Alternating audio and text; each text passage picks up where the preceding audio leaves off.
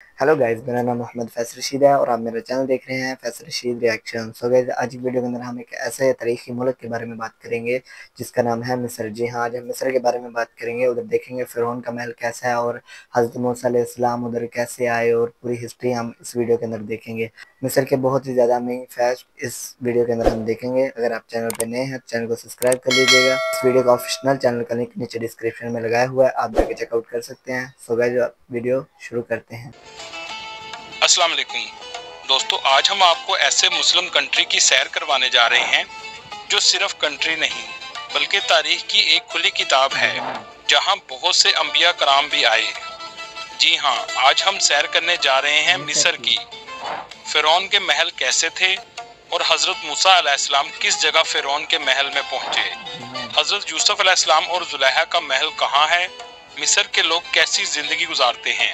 हज़रत मूसा अलैहिस्सलाम किस पहाड़ पर जाकर अल्लाह से हम कलाम होते थे और ये कहाँ है। मिस्र में मौजूद हुसैनी मस्जिद की सबसे खास बात क्या है, और बहुत से ऐसे मकामात दिखाएंगे जो आज से पहले आपने कभी नहीं देखे होंगे। आज की वीडियो बहुत इंटरेस्टिंग होने वाली है, एंड तक जरूर देखिएगा। जी हाँ, आज बहुत ही ज़्यादा मज़ा आने वाला है। आज हज़रत मूसा अलैहिस्सलाम और फ़िरौन के बारे में सब डिटेल के साथ सुनेंगे और उधर पूरे मुल्क की सैर करेंगे। वीडियो को छोड़ना नहीं, आपने पूरी देखनी है। सो गाइस, अब वीडियो शुरू करते हैं। चलें अब निकलते हैं मिस्र के एक शानदार सफर पर। इस मुल्क का ऑफिशियल नाम the Arab Republic of Egypt है, जिसका नाम तो अरब लिखा है लेकिन इसका ज्यादातर रकबा अफ्रीका में आता है। इस मुल्क की कुल आबादी 11 करोड़ 45 लाख के करीब है, जो आबादी के लिहाज से 11वें नंबर पर आता है, और मुस्लिम कंट्री के लिहाज से ये 6वां बड़ा मुल्क है। इस कंट्री का कुल रकबा 10 लाख मुरब्बा किलोमीटर है, जो रकबे के लिहाज से दुनिया के 30वें नंबर पर आता है।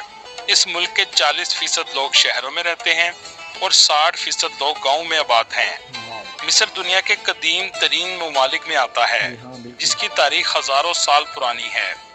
इजिप्ट के अगर बॉर्डर की बात करें तो एक तरफ लीबिया, सूडान और गजा की पट्टी वाक़या है, मेडिटेरियन सी और रेड सी हैं। दोस्तों, क्या आप जानते हैं दुनिया का सबसे लंबा दरिया नील भी यहीं से गुजरता है, जिसकी लंबाई 6650 किलोमीटर है। मिस्र में 90% आबादी मुस्लिम है, जबकि 10% दूसरे मजहब के लोग आबाद हैं। दोस्तों, मिस्र का कुछ हिस्सा एशिया में भी आता है। मिस्र का दारुल हुकूमत कायरो है, जिसे उर्दू में काहिरा बोला जाता है, जो मिस्र का सबसे बड़ा शहर है। ये शहर कभी नहीं सोता, दिन में भी और रात में भी आपको हर जगह लोग नजर आएंगे। तारीखी लिहाज से भी इस शहर की बहुत अहमियत है। इस शहर का एक हिस्सा दरिया नील के साथ लगता है। मिस्र का इकोनॉमी सेक्टर भी कायरो शहर है। इस शहर के बाजारों में अक्सर रश रहता है। इस शहर में मौजूद दरिया नील पर क्रूज का सफर तो आप जरूर कीजिएगा, जहां आप शानदार डिनर कर सकते हैं। ये आपको बहुत अरसा तक याद रहेगा। मिस्र के लोग सोशल मीडिया का भी बहुत इस्तेमाल करते हैं। फेसबुक का इस्तेमाल इस कंट्री में सबसे ज्यादा किया जाता है। दोस्तों, आज जो आप कैलेंडर इस्तेमाल कर रहे हैं, इसको बनाने वाले भी मिस्र के लोग थे। 365 दिन में साल का सिस्टम इन लोगों ने शुरू किया था। असल में दरिया नील से अक्सर सैलाब आता रहता था। इस सैलाब का अंदाजा लगाने के लिए ये कैलेंडर बनाया गया था। मिस्र में 2 ही मौसम आते हैं, गर्मी जो अप्रैल से अक्टूबर तक रहती है और सर्दी नवंबर से मार्च तक रहती है।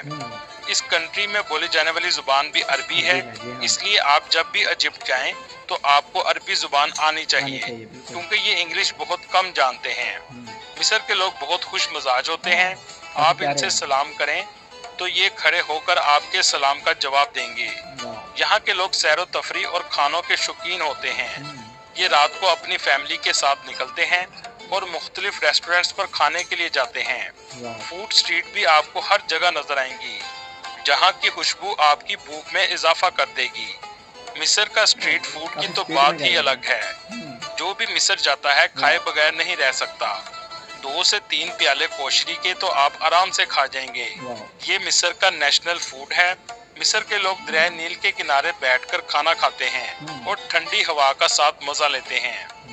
मौसीकी मिस्र के लोगों को बहुत पसंद है तो ये मुस्लिम कंट्री, लेकिन आपको क्लब और बार्स भी नजर आएंगी।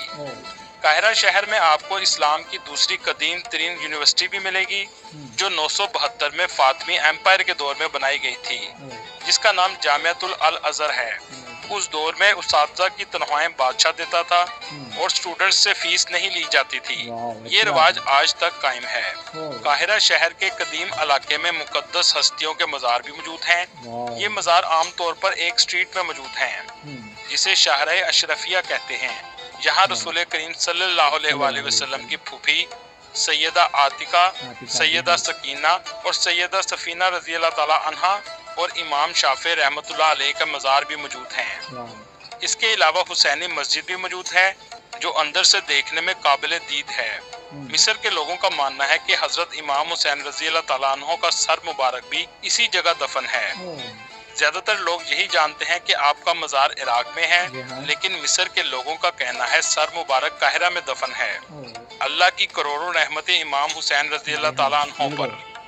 दोस्तों, मिस्र सिर्फ एक कंट्री नहीं बल्कि तारीख और हकीकतों की एक खुली किताब है। अहले इल्म से किसी ने पूछा, फिरौन ने खुदाई दावा किया, इसने बनी इसराइल के हजारों बच्चे भी कत्ल करवाए, लेकिन इसके बावजूद अल्लाह ने इसे तवील इक़्तिदार से नवाजा, इसकी रस्सी दराज किए रखी। इसकी क्या वजह थी?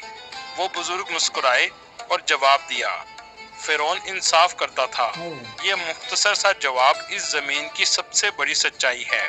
मिस्र देखने के लिए करोड़ों लोग आते हैं। 2022 की रिपोर्ट के मुताबिक 11 करोड़ 20 लाख लोगों ने इसका विजिट किया। सबसे पहले आपको उस शहर में लेकर जाते हैं जहां हजरत मूसा अलैहिस्सलाम के दौर का फिरौन रहता था। यहाँ आपको एक बात बताता चलूं, फिरौन सिर्फ एक शख्स का नाम नहीं, बल्कि मिस्र के उस दौर के हर बादशाह को फिरौन कहा जाता था। जी हाँ, बिल्कुल। अभी जो इस वीडियो के अंदर हम अभी दिखाने वाले हैं वो फिरौन है जो हज़रत मूसा अलैहिस्सलाम के दौर में था। ये एक फिरौन नहीं, ये फिरौन कौम का नाम है फिरौन। और इसके फिरौन जो कौम है ना, इसके पूरी सल्तनत में जो भी बादशाह पैदा हुआ उसका नाम फिरौन ही रखा गया। तो ये काफ़ी ज़्यादा बातें हैं जो अभी हमें नहीं पता।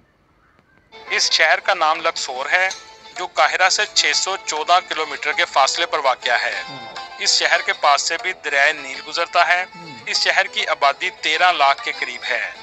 इस शहर में आज भी कुछ लोग फिरौन की इबादत गाह में इबादत करते हुए आपको नजर आएंगे। आमतौर पर यूरोप के लोग आकर ऐसा करते हैं। ये वही शहर है जहां हजरत मूसा अलैहिस्सलाम पैदा हुए और इसी जगह पर फिरौन का घर भी मौजूद था, जिसका नाम रमीज़िस 2 था। इस शहर में फिरौन के बहुत बड़े महल मौजूद थे, जिसमें से एक करनाक टेम्पल है। इस जगह से फिरौन अपने टेम्पल में दाखिल होता था। बड़े बड़े फिरौन के स्टैचू बनाए जाते थे, क्योंकि नाउज़ुबिल्लाह फिरौन खुदाई दावा करता था। इस महल में फिरौन की इबादत गाह के बाहर एक स्टैचू लगाया गया है। कहा जाता है फिरौन देखने में ऐसा था और इसके नीचे एक छोटा स्टैचू है। ये हजरत मूसा अलैहिस्सलाम के दौर के फिरौन की बीवी हैं, जिनका नाम आसिया बिनते मुज़ाहम रज़ी अल्लाह ताला अन्हा था। जी हाँ, जिसने हजरत मूसा अलैहिस्सलाम को पैदाइश किया और महल के अंदर ही वो ये औरत का जो पुतला बना हुआ है, ये वो औरत थी, ऐसा सुनने में आ रहा है। जो मुसलमान यानी एक खुदा पर यकीन रखती थी। हाँ।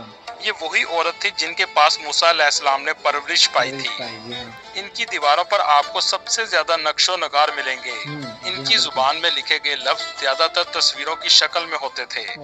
इस टेम्पल में आपको बहुत बड़े पिलर नजर आएंगे, जिनके आगे इंसान भी खड़ा हुआ बहुत छोटा लगता है। काफी बड़े हैं। ना उस वक्त कोई क्रेन मौजूद थी और ना ही कोई टेक्नोलॉजी थी, लेकिन उसके बावजूद इतने बड़े पिलर बनाए गए हैं। जहाँ फिरौन इबादत करता था, यहाँ पर 134 पिलर मौजूद हैं और ये तमाम पिलर्स मूसा अलैहिस्सलाम के दौर के हैं। ये सब देखकर इंसान की सोच हैरान रह जाती है। चलें अब आपको वो महल दिखाते हैं जहाँ फिरौन की बीवियां बच्चे पैदा करती थीं। ये महल दरियाए नील के किनारे वाक़या है। यहाँ जाने के लिए आपको कश्ती में जाना पड़ता है। इसके अंदर कमरे बनाए गए थे जहाँ बच्चे पैदा होते थे। आपको कोई दीवार नक्काश से हाली नहीं मिलेगी। आज के दौर में इस जुबान का तर्जुमा कर लिया गया है। इस महल से दरियाए नील का मंजर देखने लायक है। अगर आप फिरौन को असली हालत में देखना चाहते हैं तो लक्सोर म्यूजियम जरूर जाएं, जहां आपको फिरौन हनूत किए हुए नजर आएंगे। चलें अब आपको वो जगह दिखाते हैं जहां मूसा अलैहिस्सलाम एक लकड़ी के ताबूत में फिरौन के महल दरियाए नील के जरिए पहुंचे थे।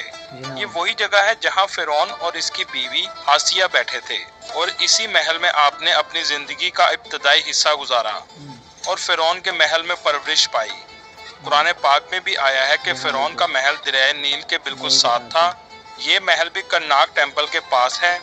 इसके अंदर भी बहुत बड़े पिलर्स बनाए गए हैं। दोस्तों चलें अब आपको दिखाते हैं जहां हजरत मूसा अलैहिस्सलाम पहाड़ पर जाकर अल्लाह से हम कलाम होते थे। इस पहाड़ को माउंट सनाई कहा जाता है।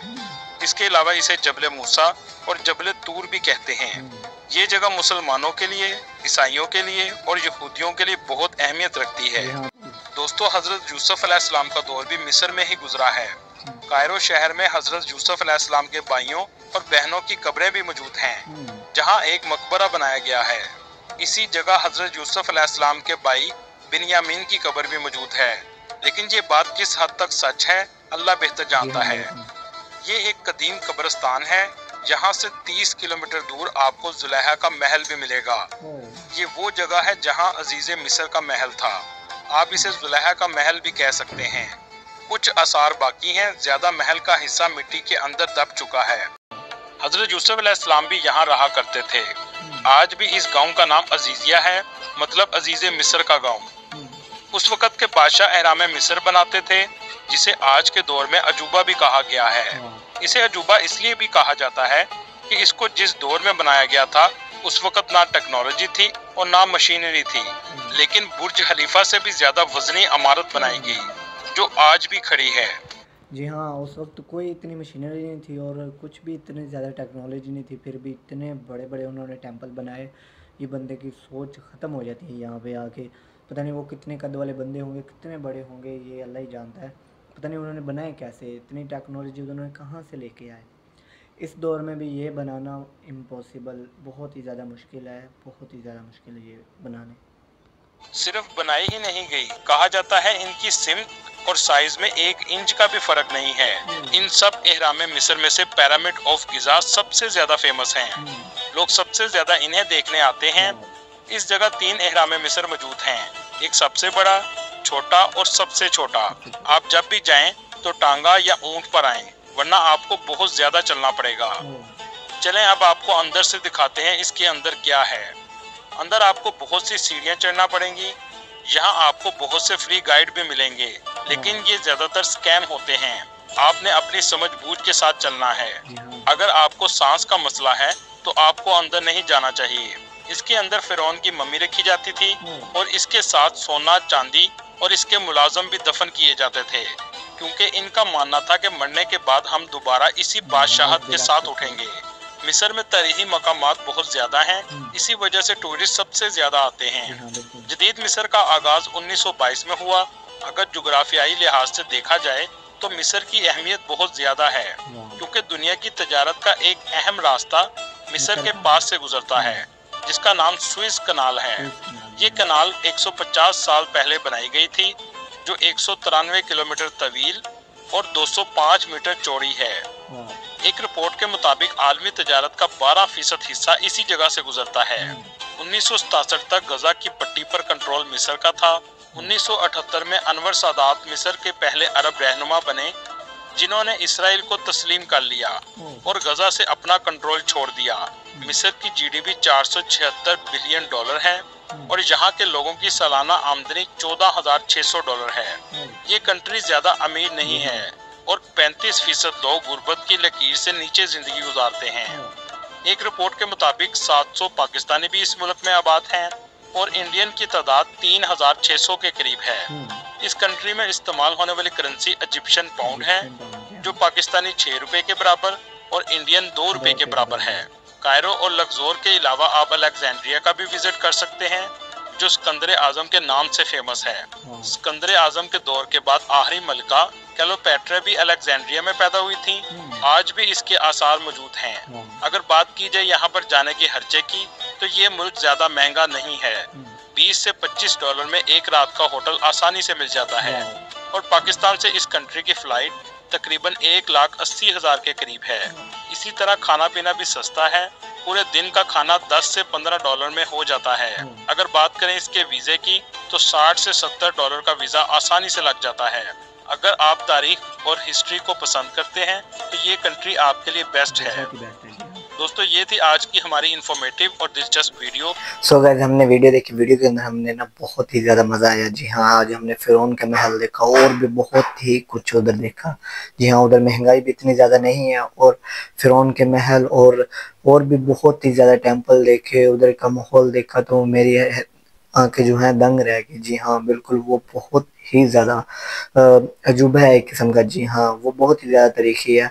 उसको समझने के लिए उधर जाना, उधर की हिस्ट्री पढ़ना बहुत ही ज़्यादा लाजमी है। जी हाँ, उधर के जो उन्होंने वो बनाए हुए टेंपल जो बनाए हुए हैं वो तो अमेजिंग है यार। उधर सोचा, सुनने में आया कि वो 1 इंच का वाया भी नहीं है उन टेंपलों के अंदर। जी हाँ, बहुत ही ज़्यादा शानदार तरीके से उन्होंने बनाए और हैरान है कि वो बनाए उन्होंने कैसे। जी हाँ, बहुत ही मज़ा आया इस वीडियो के अंदर। अगर आप चैनल पर नए हैं तो चैनल को सब्सक्राइब कर दीजिएगा। मिलते हैं नेक्स्ट वीडियो के अंदर, तब तक के लिए इजाज़त, अल्लाह हाफिज़।